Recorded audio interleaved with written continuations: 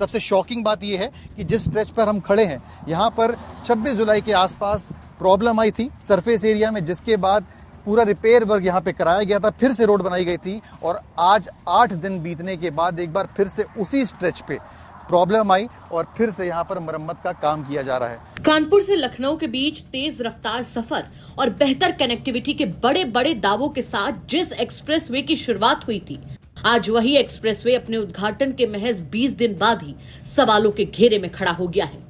सोचिए, करीब 4200 करोड़ रुपए की भारी भरकम लागत से तैयार हुआ ये ड्रीम प्रोजेक्ट, जिसे यूपी के सबसे आधुनिक इंफ्रास्ट्रक्चर का नमूना बताया जा रहा था, वहां आज गाड़ियां दौड़ने की बजाय हिचकोले खा रही हैं।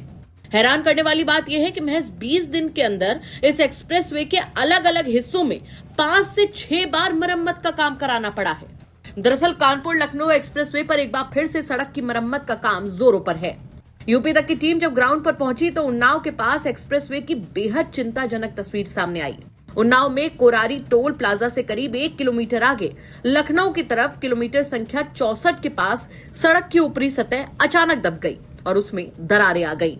इसके बाद एनएचएआई को तुरंत वहां बैरिकेडिंग करके मरम्मत का काम शुरू करवाना पड़ा। लेकिन सबसे बड़ा सवाल यह है कि इसी किलोमीटर 64 पर बीते 26 जुलाई को भी सड़क खराब हुई थी और तब भी इसकी मरम्मत की गई थी। यानी महज 8 से 9 दिन बाद ठीक उसी जगह पर सड़क का दोबारा धंस जाना यह साबित करता है कि या तो काम में भारी लापरवाही हुई है या फिर घटिया सामग्री का इस्तेमाल किया गया है। बार बार सामने आ रही इस तकनीक की खामी और फजीहत के बाद अब एनएचएआई हरकत में आ गया है। पूरे मामले की जांच बिठा दी गई है और शुरुआती जांच में ही 3 बड़े अधिकारियों पर गाज गिरी है। एनएचएआई ने निर्माण एजेंसी के project manager cum DGM Vivek Kumar Gupta, independent engineer team leader Surendra Kumar और रेजिडेंट इंजीनियर यतेंद्र कुमार को तुरंत प्रभाव से प्रोजेक्ट से हटा दिया है। इतना ही नहीं, इन तीनों अधिकारियों को अगले 2 साल के लिए सड़क परिवहन मंत्रालय, एनएचएआई और एनएचआईडीसीएल की किसी भी परियोजना में काम करने से पूरी तरह से प्रतिबंधित यानी कि डिबार कर दिया गया है। तकनीकी जांच में अधिकारियों का कहना है कि पुल के मुख्य स्ट्रक्चर, नींव या पिलर में कोई खराबी नहीं है। खराबी सड़क की ऊपरी डामर की लेयर में आई है। अब एक्सपर्ट्स की टीम पता लगा रही है कि गलती डिजाइन में थी, मटेरियल में थी या फिर निर्माण के वक्त लापरवाही बरती गई। लेकिन इस बार की मरम्मत का सीधा असर अब उन यात्रियों पर पड़ रहा है जिन्होंने सोचा था कि एक्सप्रेसवे बनने से उन्हें फायदा होगा, आराम मिलेगा। जिस कानपुर लखनऊ एक्सप्रेसवे का उद्घाटन बेहतर कनेक्टिविटी और तेज रफ्तार सफर के लिए किया गया था, उद्घाटन के 20 दिन बाद आज 5वीं बार यहां पर रिपेयर वर्क कराने की नौबत आ गई है। इस वक्त मौजूद है कानपुर लखनऊ एक्सप्रेसवे पर और जो हालत आप अपने कैमरे के सामने देखेंगे वह सवाल खड़े करता है क्वालिटी वर्क पे, उस कंपनी के जिसने यहाँ का काम किया है, उन अथॉरिटीज़ के, उन अधिकारियों पर जिसने पूरा सुपरवाइज किया कि आखिरकार 20 दिन में 5वीं बार मरम्मत कराने की नौबत क्यों आ गई। विजुअल्स में अगर आप मेरे देखेंगे तो ये वही एरिया है, वही स्ट्रेच है 200-300 मीटर का जो डैमेज हो गया था, जिसका सरफेस एरिया डैमेज हो गया था, जिसके बाद इस पूरे हिस्से को काट कर एक बार फिर से इसकी मरम्मत की जा रही है। पीछे अगर आप विजुअल्स में देखेंगे तो तमाम मशीन्स यहाँ पर मौजूद हैं, जेसीबी मशीन्स, आगे टैंकर्स। पूरा ये जो काम है 2 दिन तक के लिए यहाँ पर इस एक्सप्रेसवे के इस पूरे स्ट्रेच को बंद किया गया है। हालत अगर आप देखेंगे तो यहाँ पर भी कई मशीन्स जो हैं वो मौजूद हैं। पीछे अगर आप देखेंगे तो बैरिकेडिंग पहले ही कर दी गई थी। 3 किलोमीटर तक जो है इस पूरे एक्सप्रेसवे को यहाँ पर बंद किया गया है और जो लोग कानपुर से लखनऊ जाते हैं या लखनऊ से कानपुर आते हैं वो मजबूर हैं इस सिंगल लेन पर ट्रैवल करने के लिए। ये सिंगल लेन जहां पर तमाम जो गाड़ियां हैं हाई स्पीड में आती है, यहाँ पे आप देखेंगे तो तमाम यहाँ पर एक लेन जो है टेम्पररी वो बना दी गई है।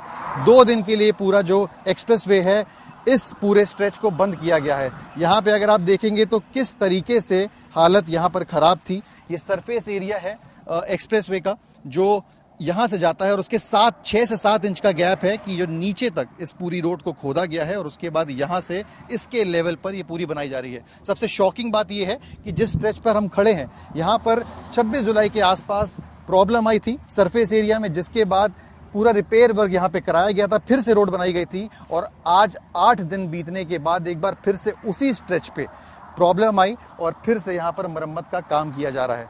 एनएचएआई का कहना है कि ये एक प्रिवेंटिव मेजर है जिसके तहत यहाँ पर मेंटेनेंस वर्क जो है वो किया जाता है।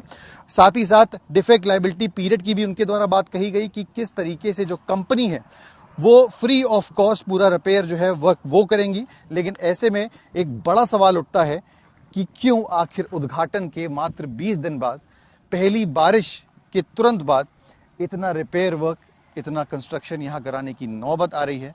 फिलहाल इसका जवाब NHAI के पास है कि 3 इंजीनियर्स को इसमें डिबार किया गया है, एक पूरी जांच बिठाई गई है। लेकिन आखिरकार लोगों के मन में सवाल है, जो 4200 करोड़ रुपए खर्चा करके आम आदमी के टैक्स पेस के पैसों से पूरा एक्सप्रेसवे बनाया गया है, आखिरकार क्या रीजन है, क्या वजह है कि बार बार रोड धंसने की नौबत आ रही है, डाइवर्जन्स किए जा रहे हैं, बैरिकेड्स लगाई जा रही है और आम लोगों को असुविधा हो रही है। 4200 करोड़ रुपए की जनता की गाढ़ी कमाई से बना प्रोजेक्ट आज लापरवाही के दावों से घिर गया है।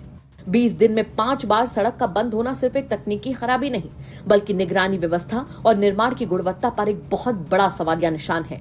फिलहाल अब देखना होगा NHAI की फाइनल जांच रिपोर्ट में क्या सच निकलकर सामने आता है। क्या कहेंगे आप इस खबर पर? कमेंट करके जरूर बताएं। साथ ही कानपुर से जुड़ी तमाम बड़ी और छोटी खबरों के लिए आप देखते रहें हमारा खास शो अपना कानपुर। कानपुर से सिमर चावला की रिपोर्ट, यूपी तक। पवन जी, एक बात होती है, क्या आपको कभी ऑफर नहीं आया बीजेपी की तरफ से? बहुत बार आवा। आया? आया। कैसा आया? आया। क्या ऑफर आया? आया, हमने बताया था राष्ट्रीय अध्यक्ष जी को। आया। किस तरह का ऑफर आया? मतलब सब आया, विधायक मंत्री सब आया। जानते हैं, ये भी घटना बता दें आपको, हम मेरे पिताजी, जैसे मैंने राजनीति शुरुआत की तो मेरे पिताजी कभी नहीं चाहते थे, लेकिन जब मैंने राजनीति में मैं प्रवेश कर गया, लखनऊ डिस्ट्रिक्ट उपाध्यक्ष हो गया, तो ये भी बहुत महत्वपूर्ण घटना है। नेताजी का फैजाबाद आगमन था,